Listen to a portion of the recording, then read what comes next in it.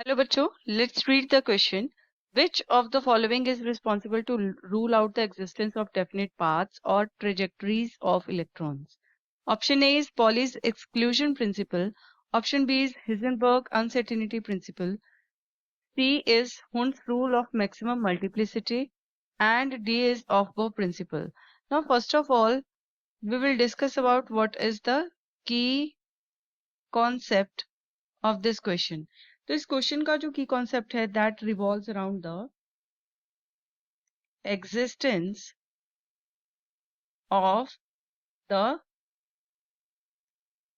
definite path or the trajectories of electrons. तो ये जो कॉन्सेप्ट है that is tied to the principles of quantum mechanics. तो जो आइडिया है that the electrons do not follow the classic deterministic path like planets. तो मतलब इसका कहने का ये है कि इसमें बोला गया कि electrons do not follow the path जैसे कि प्लैनेट्स करते हैं अराउंड द सन, बल्कि जो इनकी पोजीशन है और जो मोमेंटम है that is described by the probabilities. तो सबसे पहले हम डिस्कस करेंगे आंसर. इसमें सबसे पहले हम डिस्कस करेंगे अबाउट पॉलीज एक्सक्लूजन प्रिंसिपल. तो पॉलीज एक्सक्लूजन प्रिंसिपल के अकॉर्डिंग ये स्टेट करता है कि no two electrons in an atom can have the same set of 4 quantum numbers. और ये भी एक्सप्लेन करता है कि क्यों जो इलेक्ट्रॉन्स हैं वो एक ऑर्डर में ही फिलअप होते हैं इन द ऑर्बिटल्स. पर इसने ये जो प्रिंसिपल है it does not directly address the path or the trajectories of the electrons.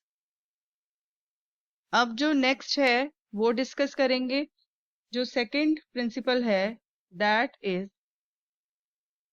हिजेनबर्ग्स uncertainty principle. इस प्रिंसिपल के अकॉर्डिंग ये बोला गया है that it is impossible to know simultaneously क्या the exact position and exact momentum of an electron. मतलब momentum का मतलब होता है कि क्या स्टेट है इलेक्ट्रॉन की जब वो मूव कर रहा है, उसकी स्टेट क्या है. यानी कि ये जो इसका मतलब है कि हम एक टाइम पे सिर्फ एक प्रॉपर्टी ही जान सकते हैं. अगर एक प्रॉपर्टी जानेंगे तो दूसरी नहीं पता कर सकते, मतलब साइमल्टेनियसली एक प्रॉपर्टी को ही हम देख सकते, साइमल्टेनियसली दो प्रॉपर्टीज को हम एक साथ नहीं देख सकते। तो ये जो प्रिंसिपल है that probably rules out the possibility of definite path or the trajectory of the electron.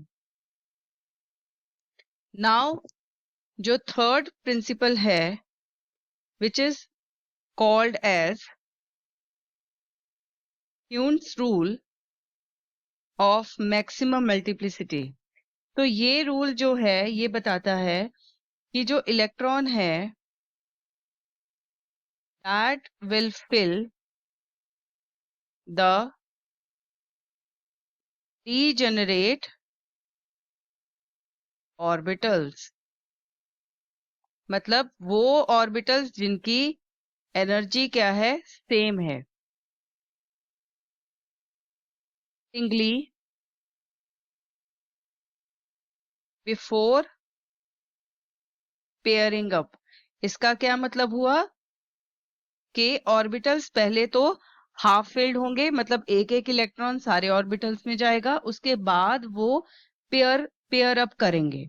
जैसे कि हम इलेक्ट्रॉनिक कन्फिगरेशन जब हम करते हैं तो हम यही देखते हैं, अगर हम s ऑर्बिटल लें, उसके बाद p ऑर्बिटल लें, उसके बाद d ऑर्बिटल लें, तो यहाँ पर किस तरह से होगी फिलिंग, पहले सिंगली फिल होंगे सारे इलेक्ट्रॉन जितने भी नंबर ऑफ इलेक्ट्रॉन्स हैं।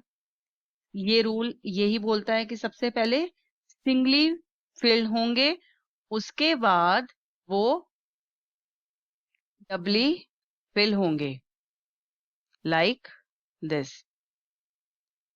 तो यहाँ पर ये जो रूल है that does not pertain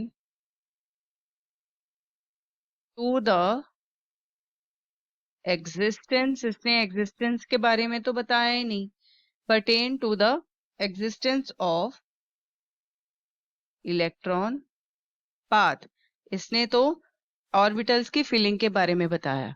now the fourth principal है ऑफ बो principal.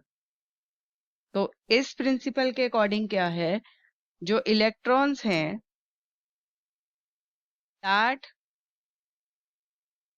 fills the orbitals starting from the lowest energy level